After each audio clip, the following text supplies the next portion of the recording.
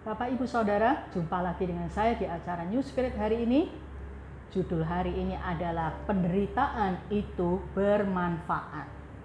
Penderitaan itu bermanfaat. Dari Mazmur 73, beberapa ayat saya akan baca tentang kehidupan Asaf, pemazmur yang bernama Asaf. Ayat 1 sampai 12 mencerminkan pergumulan batinnya yang menyesakkan dadanya. Di ayat 1 dia berkata, Tuhan itu baik kepada orang yang tulus hatinya. Tetapi dari ayat 2 sampai 12, dia mempertanyakan Tuhan. Kenapa orang fasik, orang yang jahat, orang yang di luar Engkau, orang yang berdosa, kok malah makmur, malah happy-happy, malah banyak temannya dan menjadi suatu komunitas yang besar untuk menentang melawan Engkau. Dan Engkau tidak berbuat apa-apa pada mereka.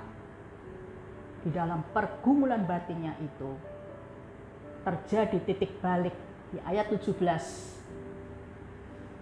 Di mana titik balik pergumulan Asaf terjadi? Di dalam hadirat Tuhan. Karena dikatakan di dalam ayat 17 Mazmur 73, sampai aku masuk ke dalam tempat kudus Allah. Di hadirat Tuhan, dia mendapatkan pencerahan. Dia mendapatkan titik balik dari pergumulan batinnya itu. Memang masalahnya, penderitaannya belum selesai. Bapak, Ibu, Saudara, kita belajar dari sini.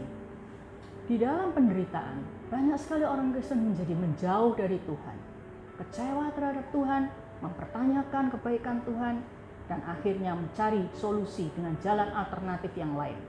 Ke paranormal, ke dugem, ke rokok, ke banyak alternatif lain, dan akhirnya semakin lama semakin jauh, bahkan terperosok dalam jurang dosa.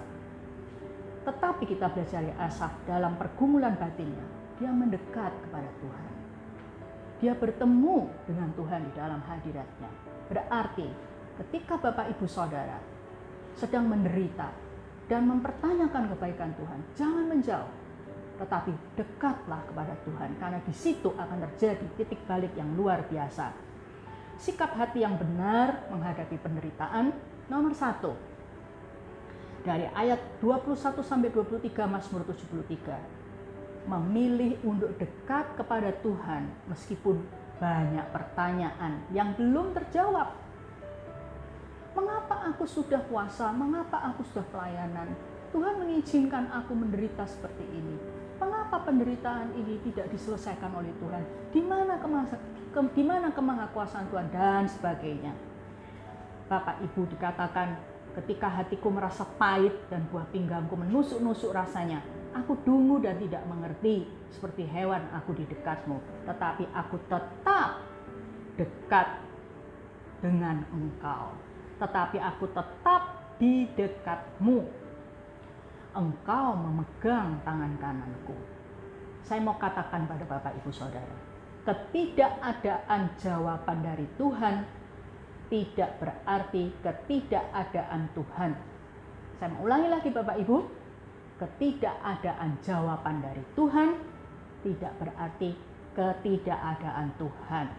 Kalau Tuhan tidak menjawab pertanyaan-pertanyaan yang berkecamuk di dalam hidup saudara, mengapa dan mengapa dan mengapa, bukan berarti Tuhan tidak ada di dalam hidup dan di dalam masalah saudara. Dia tetap menyertai kita. Itulah sikap hati yang kedua. Mempercayai penyertaan Tuhan. Dari ayat 23b sampai 24. Engkau memegang tanganku. Berarti ketika Asaf itu merasakan Tuhan berdiam diri, Tuhan tidak menghiraukan doanya, dan dia tambah lama tambah merasa begitu tertekan, dia memutuskan untuk tetap dekat dengan Tuhan dan mempercayai bahwa Tuhan tetap menyertai dia. Dia bilang, Engkau memegang tanganku. Dengan nasihatmu Engkau menuntun aku. Dan kemudian Engkau mengangkat aku ke dalam kemuliaan.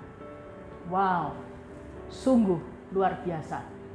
Di dalam penderitaan, dalam pertanyaan yang banyak yang belum terjawab, kita tetap menyadari Tuhan menyertai kita.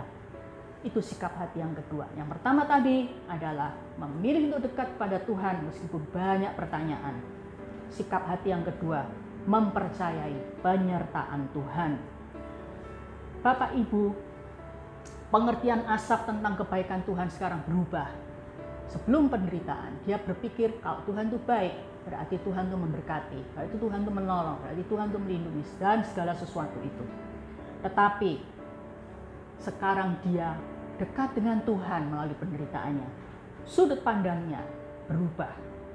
Ayat 28 dari Mazmur 73. Tetapi aku suka dekat pada Allah. Aku menaruh tempat perlindunganku pada Tuhan Allah, supaya dapat menceritakan segala pekerjaannya. Bapak Ibu, penderitaan itu bermanfaat buat kita semuanya. Melalui penderitaan itu, kita mendekat kepada Tuhan. Respon yang benar, mendekat pada Tuhan.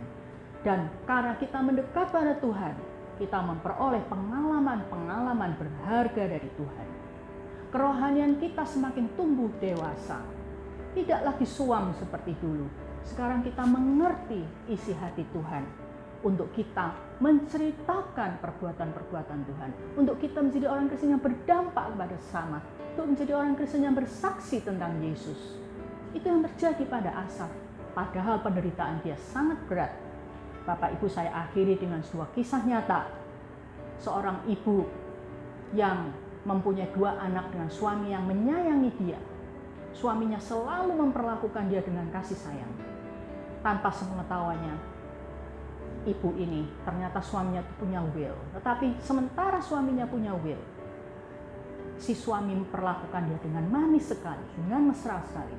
Nah, suatu hari diboyonglah ke luar negeri, ke Amerika Serikat. Wow, menjanjikan masa depan yang luar biasa. Beberapa tahun di sana, ternyata suaminya akhirnya berkata dia ingin pulang ke Indonesia karena ada suatu proyek bisnis di Jakarta. Ternyata itu hanya suatu tipu muslihat saja. Dia pulang ke Jakarta untuk menikah secara resmi dengan will-nya, bahkan mempunyai anak. Ketika ibu ini tahu suatu musibah yang besar terjadi seperti ini, dia hancur hatinya. Tetapi singkat cerita, dia mendekat pada Tuhan. Dia banyak berpuasa dan berdoa. Bapak Ibu, dalam kedekatan dia dengan Tuhan melalui penderitaan itu, dia mendapatkan visi dari Tuhan. Dan dengan visi itu, dia pulang ke Jakarta. Bukan untuk menuntut suaminya kembali, bukan. Tetapi dia memulai suatu pelayanan konseling kepada istri-istri yang dikhianati oleh suaminya. Banyak sekali pernikahan yang hancur. Banyak sekali kehancuran di dalam hidup para istri yang suaminya tidak setia. Dan dia membentuk pelayanan itu. Dan Tuhan pakai sampai hari ini. Banyak istri yang dipulihkan oleh Tuhan melalui ibu ini mengkonseling mereka. Bapak Ibu, inilah contoh dari seorang yang dalam penderitaannya, dia mendekat pada Tuhan. Dia bertemu dengan Tuhan. Mengalami pengalaman-pengalaman yang spesial dengan Tuhan. Dan mendapatkan isi hati Tuhan. Sehingga dia mendapatkan visi, misi yang baru. Sehingga hidupnya menjadi berkat. Tidak diceritakan bagaimana akhir hidup suaminya. Tidak diceritakan. Tetapi happy endingnya kisah ibu ini adalah ibu ini dalam kehancurannya. Justru Tuhan pulihkan. Tuhan mengurapi dia untuk menjadi berkat dan memulihkan banyak istri yang mengalami hal yang sama dengan dia. Tuhan dipuji. Banyak jiwa yang bertobat. Itulah kehendak Tuhan di dalam penderitaan kita semuanya. Semoga Tuhan selalu melalui Roh Kudus membawa saudara dan saya semakin dekat dengan Dia di dalam penderitaan. Mari kita berdoa. Bapa di surga, kami bersyukur untuk firman hari ini. Melalui penderitaan itu kami memilih untuk dekat dengan Engkau. Tidak menjauh, tapi mendekat. Karena di situ justru Tuhan ada. Dan Tuhan sedang membentuk kami serupa Engkau. Sedang menaruh isi hati-Mu. Sedang mendewasakan iman kami. Dan mau memakai kami untuk kemuliaan-Mu. Untuk suatu pekerjaan Tuhan yang spesial di dalam dunia ini. Tuhan, suatu kehormatan bila Engkau memakai hidup kami semasa kami ada di dunia ini.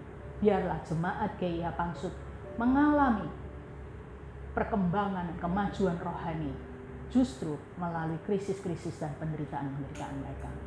Aku percaya Roh Kudus selalu menyertai mereka. Engkau selalu menyertai mereka. Engkau memegang tangan mereka. Engkau menuntun mereka. Dan Engkau memberi nasihat pada mereka. Terima kasih Bapa. Engkau sangat baik. Engkau selalu indah bagi kami. Di dalam nama Yesus. Amin. Sampai jumpa lagi di acara New Spirit yang akan datang. Tuhan Yesus memberkati saudara.